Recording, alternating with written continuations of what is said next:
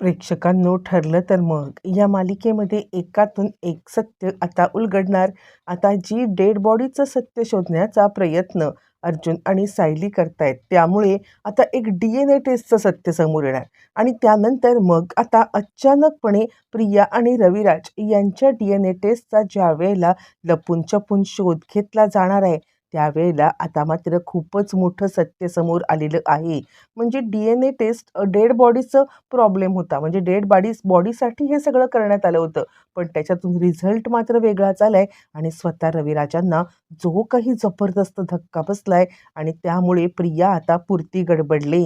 म्हणजे प्रियाच्याच तोंडून आता सत्य वदवून घेत अर्जुनने सगळ्यांच्या समोर तिचा पर्दाफाश केलाय. आणि हे कसं घडलंय? म्हणजे आता डेड बॉडीवरून या DNA टेस्टपर्यंत अर्जुन आणि रविराज कसे पोचले? काय घडलं सगळं? प्रेक्षकांनो आता इकडे त्या डेड बॉडीचा ज्यावेळेला विषय निघालाय, त्यावेळेला रविराज सांगतात की माझी मनस्थिती ठीक नसल्या कारणाने मी त्यावेळेला काहीच हे करू शकत नव्हतो. पण हॉस्पिटलमधून गोंधळ झालाय हे 100%. हॉस्पिटलमध्ये कुणीतरी काहीतरी केलंय हे सुद्धा 100%. पण तरीसुद्धा हे सत्य नाकारता येत नाहीये आपल्याला, की आता म्हणजे हे DNA रिपोर्टच काहीतरी प्रॉब्लेमॅटिक असतील तर? अर्जुन म्हणतो, म्हणजे तुला सिनियर काय म्हणायचंय? यावरती प्रतिभा म्हणते, म्हणजे हे DNA रिपोर्ट तन्वीचे घेतले होते आणि तन्वीचे DNA रिपोर्ट त्या बॉडीशी मॅच झाले. याचं काही वेगळं कारण सुद्धा असू शकतो का? कुठेतरी काहीतरी क्लू आता प्रतिमा शोधतीये हे रविराजांना कळतंय. आणि त्यावरती मग रविराज म्हणतात, एक काम करूया ज्युनियर, मला काय वाटतं माहितीये का, आपण ना तन्वीचा आणि प्रतिमाचा पुन्हा एकदा DNA टेस्ट केला तर?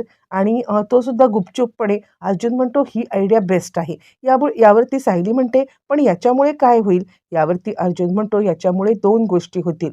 मुळातच आपण त्याच हॉस्पिटलमध्ये पुन्हा एकदा हा DNA रिपोर्ट द्यायचा आहे. म्हणजे त्या हॉस्पिटलमध्ये दिल्यावरती 2 गोष्टी घडतील.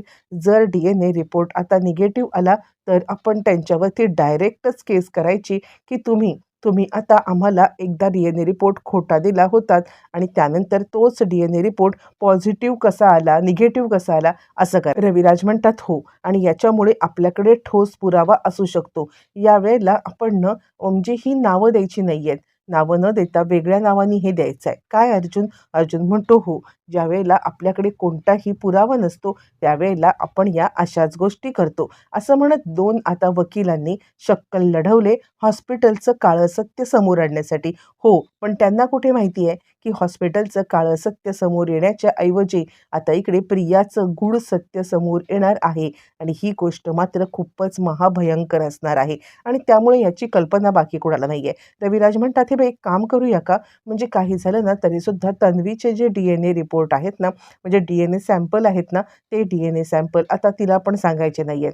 मला तर तिच्यावरती पण विश्वास नाहीये. आणि नागराजला सुद्धा आता आपण हे काही करतोय याबद्दल बोलायचं नाही. सुमन सांगते, त्याची काळजी तुम्ही करू नका. मी कोणत्याही परिस्थितीमध्ये त्यांना काही सांगणार नाही, ही गोष्ट मात्र नक्की. असं म्हटल्यावरती लगेचच आता इकडे सगळेजण प्लॅनिंग करतात, की प्रियाचं आणि प्रतिमा आत्याचं या दोघांचं DNA रिपोर्ट आता पुन्हा एकदा चेकिंगला द्यायचं म्हणजे द्यायचं, पण कुणालाही न कळता. आता हा सगळा प्लॅनिंग ठरतं. प्लॅनिंग ठरल्यावरती मग आता लगेचच इकडे सांगायला लागते सुमन, अर्जुन मला काय वाटतं माहिती आहे का? म्हणजे हे आणि तन्वी हे दोघं जण म्हणजे मी तुम्हाला सांगते ना, की महिपतची हे पण निगडीत आहेत किंवा महिपतच्या कॉन्टॅक्टमध्ये जसे हे आहेत ना, तशी तन्वीसुद्धा आहे. जर त्या DNA रिपोर्टमध्ये तिचा काही हात असेल तर आणि यांचा काही हात असेल तर? अर्जुन म्हणतो, हो सुमन काकू, तुला जी संशय आहे ना, तो संशय आम्हाला सुद्धा म्हणजे मला सुद्धा आहे. बघूया ना आता DNA रिपोर्टचं सत्य काय येतंय ना, त्याच्यावरती आपण पुढचं ठरवूया. फायनली ठरतं. आणि त्यानंतर मग आता सुमन सांगते, चिंता करू नका. मी कुणालाही काहीही सांगणार नाहीये आणि या सगळ्यामध्ये मी तुमची साथ देईन. मी यावरती सायलीने तिला ऑलरेडी काम सोपवलेलं आहे, की काही झालं तरी नागराज काका कुठे जातात, काय जातात, या सगळ्याचा तुम्ही शोध घ्यायचा आणि मला म्हणजे शोध घेण्यासाठी कुठेही बाहेर जायची काही गरज नाहीये. तुम्ही एक काम करायचं, की तुम्ही म्हणजे जे काही घडतंय, बिघडतंय, घरामध्ये घडतंय, ते कुठे रात्री निघालेत, अशा सगळ्या छोट्या-छोट्या गोष्टी तुम्ही मला सांगायच्या. यावरती आता इकडे सुमन पण विडा मग आता प्रेक्षकांनो इकडे सायली अर्जुनला सांगते, की जर का प्रिया प्रियाचे सॅम्पल घ्यायचे असतील तर आपल्याला अश्विन भाऊजींना घोळात घ्यायला पाहिजे, त्यांना सांगायला पाहिजे, तरच तिच्याकडून व्यवस्थित सॅम्पल मिळतील. नाहीतर ती खूप हुशार मुलगी आहे, आपल्याला सॅम्पल मिळू देणार नाही. त्यावरती अर्जुन म्हणतो, चिंता करू नकोस, मी अश्विनशी बोललोय. म्हणजे मी काय, खरं तर रविराज म्हणजे सिनियरच बोललेला आहे आणि सिनियरनेच त्याला आता ही गोष्ट विश्वास घेऊन सांगितलेली आहे. त्यांनी आता त्याला सांगितलंय की तू फक्त सॅम्पल आणून दे. त्यावरती आम्ही विचारलं सुद्धा की काही गडबड आहे का? तर रविराज काका म्हटले की काही नाहीये, फक्त तन्वीला सांगू नको. आता तो आपलं तर ऐकणार नाहीये, पण आता रविराज काकांचं तर नक्की ऐकेल. असं म्हणत आता इकडे आपण पाहतोय की अश्विनकडे रविराजांनी मोठीच आता हे सोपवलेली आहे. त्यानंतर अश्विन प्रियाकडे आलाय. गोड गोड बोलून त्याने आता केसांचे सॅम्पल काढण्याचा प्रयत्न करतोय. प्रिया विचार करते की आज अश्विन इतका गोड का बोलतोय, पण ती विचार करते मूर्खच आहे तो. आपल्याला काय करायचंय, गोड का बोलेना, अजून का बोलेना. आणि त्यानंतर प्रिया म्हणते, अश्विन खरं सांगू का, तर तू नॉर्मल झालास ना, मला इतका आनंद झालाय म्हणून तुला सांगू ना, खरंच म्हणजे मी विचारच करू शकत नाहीये की तू माझ्याशी नॉर्मल नव्हता बोलत ना, तर माझं आयुष्य किती आता खराब होतं ते. असं म्हणत ते सांगते, खरंच तू माझ्याबद्दल गैरसमज करून घेऊ नकोस. हां, म्हणजे मी चुकले असेन, मी चुका केल्यात, मी खोटं बोलले तुझ्याशी, पण मी तुला कधी फसवू शकत नाहीये. काही झालं तरी मी तुझ्याशिवाय राहू शकत नाही अश्विन. अश्विन म्हणतो, हो की, मला ह्या गोष्टी सगळ्यात चांगल्या माहिती आहेत आणि म्हणूनच मी सुद्धा तुझ्यावरती फार काळ राग ठेवू शकत नाहीये. फायनली प्रियाला असं वाटतंय की अश्विन आता आपल्यापासून पुन्हा एकदा जवळ आलाय आणि अश्विन याच गोडगोड बोलून तिचे आता सॅम्पल काढून घेतोय. प्रेक्षकांनो, सॅम्पल काढून झालेले आहेत. प्रतिमाचे हेअर सॅम्पल दोन्ही DNA टेस्टसाठी गेलेले आहेत आणि ज्याची कल्पना बिलकुल आता प्रियाला नाही आहे किंवा बाकी कुणालाच नाहीये की हे सगळं असं काही आहे. आपल्या विरुद्ध इतकं मोठं षडयंत्र रचलं जातंय याची कल्पना नाहीये. त्याच वेळेला अर्जुनच्या हातामध्ये रिपोर्ट लागलेले आहेत आणि रिपोर्ट बघून तर अर्जुनला इतका मोठा प्रेक्षकांनो धक्का बसलाय की हे रिपोर्ट निगेटिव्हच आलेले आहेत. आणि आता मात्र हे नक्की काय होतं? म्हणजे आता आपण कोणत्याही प्रकारे दावा करू शकत नाही आहोत की हे रिपोर्ट निगेटिव्ह आहेत. मग त्या दिवशीचे पॉझिटिव्ह कसे? काहीतरी गडबड आहे. म्हणजे काय आहे? त्या दिवशीची ती बॉडी खरी प्रियाच्या आईची होती? त्याला आता काही कळायलाच मार्ग नाहीये. त्याचं डोकं चक्रावून गेलंय. त्याने फोन करून ताबडतोब रविराजांना हे सत्य सांगितलंय. मग आता रविराज इकडे प्रियाची उलट तपासणी करण्याचा विचार करतायत. त्यांनी प्रियाला बोलवले आणि त्यांनी प्रियाला सांगितलेलं आहे की मागे एकदा डेड बॉडी सापडली होती. त्याचे DNA रिपोर्ट आपले मॅच झाले होते. प्रिया सांगते, बाबा तो काहीतरी फ्रॉड झालेला असेल. आता रविराजांना प्रियाकडून हवे ते उत्तर भेटत नाहीये आणि मग मात्र आता ट्रॅप रचला जातोय प्रियाच्या विरुद्ध. इकडे आता रविराज प्रियाकडून माहिती काढायचा प्रयत्न करतायत, पण प्रिया काही बोलतच नाहीये. त्यावेळेला मग आता अर्जुन सांगतो, एक काम कर सिनियर, तू तिला घेऊन ये. आपण ना बरोबर सायकॅट्रिस्टकडून सत्य सगळं काढून घेऊया. आणि त्यानंतर मग आता प्रियाला रविराज सांगतात, ठीक आहे, एक काम कर, तू आता अर्जुनच्या ऑफिसमध्ये ये. कसं आहे ना, तिकडे आता सगळं सत्य क्लिअर होईल. म्हणजे त्या एका डॉक्टरांना बोलवलंय, त्यांनी कसे काय हे DNA रिपोर्ट तुझे आणि प्रतिमाचे कॉमन दिले किंवा मॅच झाले असं सांगितलंय, हे सुद्धा आता मला कळलंच पाहिजे. यावरती ती म्हणते, खरंच बाबा, जी माझ्याकडून मदत होईल ना, ती मदत करायला मी तयार आहे. आता प्रियाला माहीत नाहीये प्रेक्षकांनो की आता इकडे आपले DNA सॅम्पल चेकिंगला गेले, ते निगेटिव्ह आले. ठीक आहे, ती आता विचार करते, ठीक आहे, या निमित्ताने तरी आता ह्याला तर घोळात घेतलंय, पण आता रविराजला पण घोळात घेऊ. अश्विनसारखंच याला पण मूर्ख बनवू. शेवटी बापाचं हृदय आहे ना, ते हृदय आता इकडे आपल्यासाठी धडधडणारच, असं म्हणत तिने आता जायला तयार झालेली आहे. पण तिला माहीत नाहीये की आपल्यासोबत हा ट्रॅप रचतोय. त्यानंतर ती सांगते, बाबा, आईच्या ह्याच्यासाठी जे काही करता येईल ना, ते सगळं करायला मी तयार आहे. खरंच सांगते मी. मी आता आईसाठी सगळं करेन. मी येईन हां, म्हणजे कितीही मला त्रास झाला तरी सत्य शोधायला मी येईन.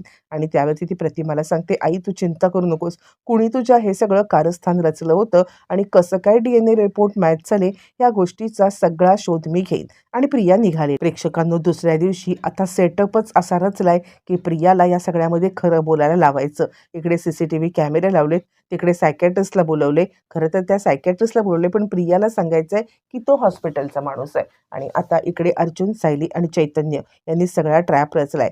चैतन्य म्हणतो, आपल्यासोबत रविराज काका आहेत म्हणजे चिंता नाही आहे. आता ते सायकियाट्रिस्ट आलेले आहेत. सायकियाट्रिस्टला बसवण्यात आलेलं आहे आणि त्यानंतर मग आता सायकियाट्रिस्टला बसवल्यावरती अर्जुन सायली त्यांना गोष्ट समजावून सांगतायत. सत्य कशा पद्धतीने कोणाच्या तरी तोंडून बाहेर काढायचं आहे हे समजावून सांगतायत. ते सांगतायत, तुम्ही चिंताच करू नका. आपण आता प्रियाकडून सत्य काढून घ्यायचं.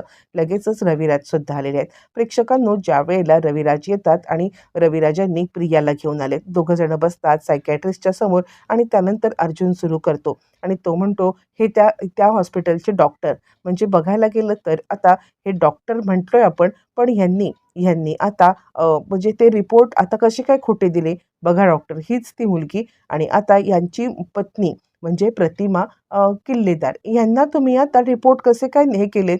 यावरती ते म्हणतात, असं कसं शक्य आहे? आमच्या हॉस्पिटलमधून काही चूक झालेली नाही आहे. आमच्या हॉस्पिटलमध्ये असं कधी काही होतच नाही.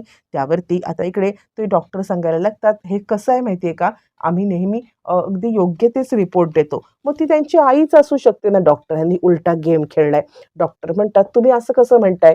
तुम्ही आता एक गोष्ट सांगा मला, ही त्यांची आई असल्याशिवाय ते रिपोर्ट येणारच नाहीयेत. यावरती प्रिया म्हणते, डोकं फिरलंय का तुमचं? मी रविराज किल्लेदार यांची मुलगी आहे आणि रविराज किल्लेदार यांची बायको, तिच्यासोबत माझे DNA रिपोर्ट मॅच झाले पाहिजेत, तर ते नाही झालेत.